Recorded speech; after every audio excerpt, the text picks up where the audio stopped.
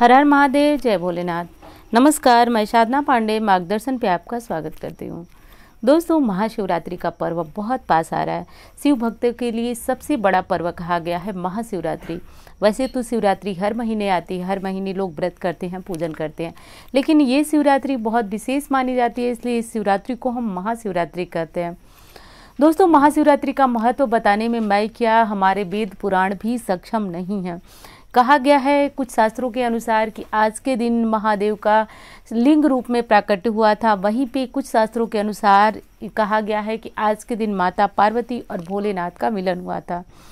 तो बात ये करते हैं कि महाशिवरात्रि व्रत की महिमा क्या है। देखिए, महिमा ये है कि कहा गया है कि दो व्रत हमारे शास्त्रों में बताया गया है कि दो ऐसे व्रत बताए गए हैं जिससे अकाल मृत्यु का भय कटता है, मनोकामनाओं की पूर्ति होती है। कोई भी संकट, दुविधा, परेशानी हो तो महाशिवरात्रि और जन्माष्टमी का व्रत बताया गया है कि वर्ष में एक बार आता है, लेकिन ये दो व्रत यदि श्रद्धा और विश्वास से किया जाए तो जीवन की संपूर्ण बाधाएं, संकट दूर होते हैं।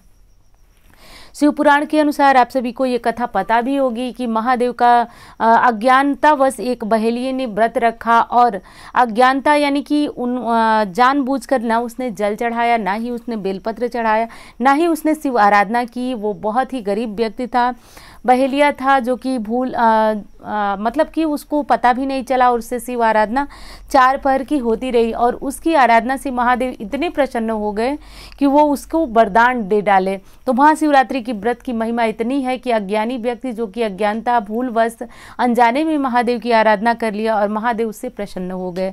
वैसे ही देवादिदेव महादेव के बारे में हमारे शास्त्र जितना आप पढ़ेंगे उसमें एक ही चीज़ समझ में आती है कि महादेव के जितने भी भक्त रहे हैं वो बहुत ज़्यादा विद्वान या फिर ऐसे नहीं हुए हैं जो बहुत ज़्यादा कर्मकांड को जानने वाले, बल्कि ऐसे ही भक्तों का वर्णन मिलता है जिन्होंने दिल से शिव आराधना की, जिन्होंने मतलब कि पूरे हृदय से, न कि किसी आडंबर में पढ़ करके शिव आराधना की। तो मेरे कहने का मतलब है कि जो भी व्रत करते हैं, आप पूजा करते हैं, वो मन से कीजिए, हृदय से कीजिए, किसी आडंबर या फिर किसी इस तरह की बातों में, नियमों में बहुत अधिक मत पड़िए। वैसे मैंने थोड़ा सा नियम आपको बता दिया कि व्रत के नियम क्या है।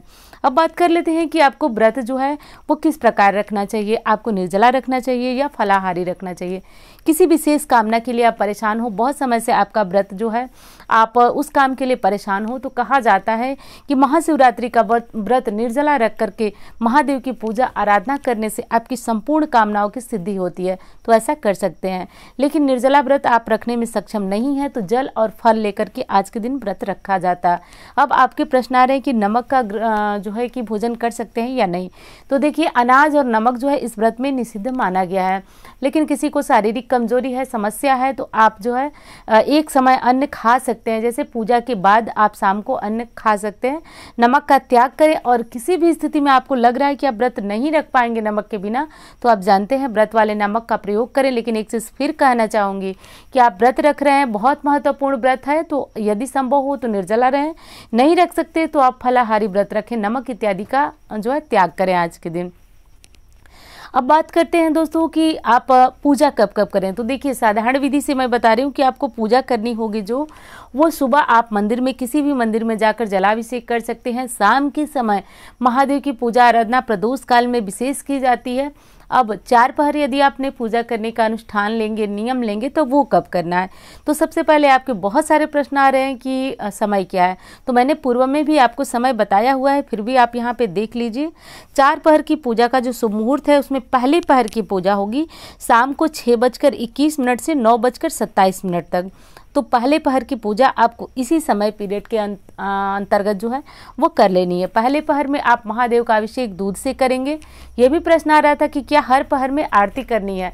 तो हर पहर में आरती नहीं की जाती है। आरती जब आपका समापन चौथा पहर होगा, जब आपके विसर्जन का समय आएगा, उस समय जो है आरती इत्यादि की जाती है। पहले पहर की पूजा जो है दूध से चढ़ा करके फिर सुदोदक स्नान कराइएगा।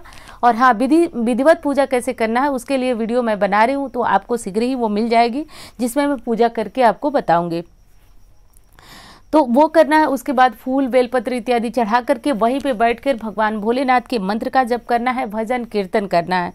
अब बारी आती है आपके दूसरे पहर की पूजा। तो दूसरे पहर की पूजा होगी रात्रि 9:27 से 12:33 तक। इस समय के अंतर्गत आप जो है अपने दूसरे पहर की पूजा कर सकते हैं। जो लोग दूसरे पहर की पूजा करते हैं वो निशीथ काल की पूजा भी दूसरे पहर के अंतर्गत निशीथ काल की पूजा यानी रात्रि 12 बजे के करीब जो है निशीथ काल की पूजा होती है, तो वो कर लीजिएगा। वैसे निशीथ काल का मुहूर्त भी मैंने इसमें डाला हुआ है, वो भी आप देख सकते हैं। अब तीसरे पहर की बात करें तो तीसरे पहर की पूजा जो होगी वो 12:33 से, यानी कि 2 मार्च हो चुका होगा, रात 12:33 से सुबह को 3:39 तक आपके दूसरे पहर की पूजा होगी, तीसरे पहर की पूजा होगी। अब बारी आती है चौथे पहर की पूजा की। तो चौथे पहर की पूजा का जो शुभ मुहूर्त है वो सुबह 3:39 से 6:04 तक।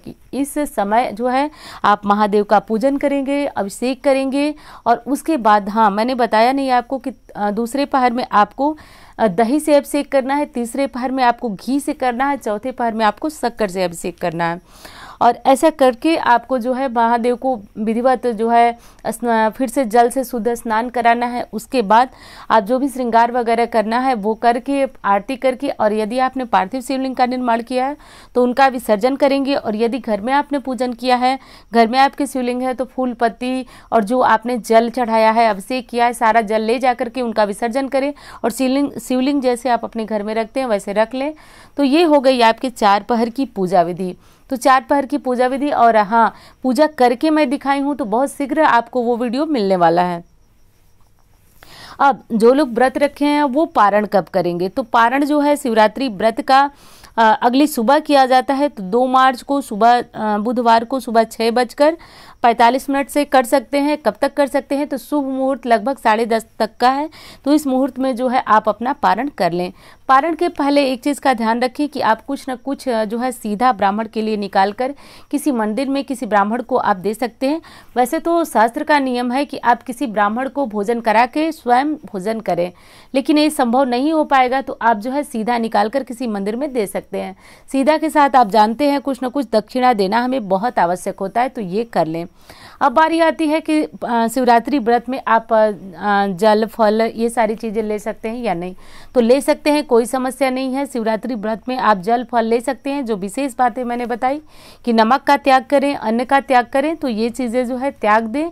बाकी जो साधारण सी पूजा विधि की बात है तो वो वीडियो आपकी जल्दी ही मैं अपलोड करूँगी। लेकिन एक चीज़ आपको बता दूँ कि आप घर में भी पूजन करें।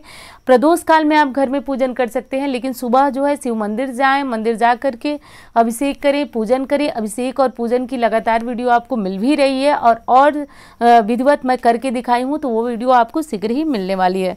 तो ऐसा कर लें दोस्तों। और एक चीज़ और बताऊंगी कि जो लोग दाम्पत्य जीवन से परेशान हैं या उनके विवाह में विलंब हो रहा, बहुत सारे प्रश्न ऐसे आ रहे हैं, तो आप पहले से ही केसर, शुद्ध केसर ले लें और उसको गाय के दूध में मिलाकर महादेव का अभिषेक करना न भूलें। तो ये साधारण सी विधि थी, व्रत के नियम थे। सारी विधियाँ उम्मीद करती हूँ कि आपको ये बहुत ज़्यादा पसंद आएगी। और हाँ, गन्ने के जो लोग लक्ष्मी कृपा चाहते हैं वो गन्ने के रस से जो है महादेव का अभिषेक करें। अब बारी आती है निशीथ काल की पूजा का शुभ मुहूर्त। तो निशीथ काल में ही सिर्फ पूजा करना चाहते हैं। देखिए, सभी भक्त जो है 4 पहर की पूजा नहीं कर पाते हैं, क्योंकि 4 पहर की पूजा बहुत कठिन होती है। इस दौरान आपको सोना नहीं होता है, आपको बैठे बैठे वहीं पे महादेव की पूजा आराधना करना होता है। तो हर भक्त जो है इतने ज़्यादा उनसे हो नहीं पाता है, शारीरिक क्षमता उनकी नहीं होती है। तो निशीथ काल का समय ऐसा समय माना जाता है जिस समय आप पूजन करके संपूर्ण जो है रात्रि जागरण का, संपूर्ण 4 पहर की पूजा का फल प्राप्त कर सकते हैं। तो निशीथ काल की पूजा का शुभ मुहूर्त है 12:08 से 12:58 तक। इस समय में आप अपनी पूजा निशीथ काल की शिवलिंग बना करके कर सकते हैं। घर में शिवलिंग है तो अभिषेक आप कर सकते हैं, पूजन कर सकते हैं। तो ये पूजा भी बहुत श्रेष्ठ मानी जाती है। माना जाता है कि आपके 4 पहर की पूजा की तरह ही पुण्यदायी ये पूजा कही जाती है। तो दोस्तों, उम्मीद करती हूँ वीडियो आपको अच्छी लगी होगी। अच्छी लगी है या नहीं लगी है वो बताइएगा। आपके लिए जो है थोड़ी सी भी ये वीडियो हेल्पफुल हो तो बताइए। और यदि आपने अब तक इंस्टा पे, फेसबुक पे मुझे फॉलो नहीं किया तो कीजिए। हाँ, एक चीज़ और कहूँगी कि आप लोग, जैसे मैं कम्युनिटी में आपको पोस्ट डाल करके और आपको अपनी पूजा विधि या कुछ फोटो वगैरह दिखाती हूँ, तो उस तरह से आप लोग भी मुझे इंस्टा पे भेज रहे हैं, जिससे मुझे बहुत अच्छा। कल एक फ़ोटो आया था, अभिषेक कर रही थी, प्रीति उनका नाम है, तो अभिषेक करके उन्होंने शिवलिंग के दर्शन कराए, बहुत अच्छा लगा। तो आप लोग भी इस तरह की फ़ोटो या अपने भगवान की फ़ोटो, मूर्ति की भेज सकते हैं।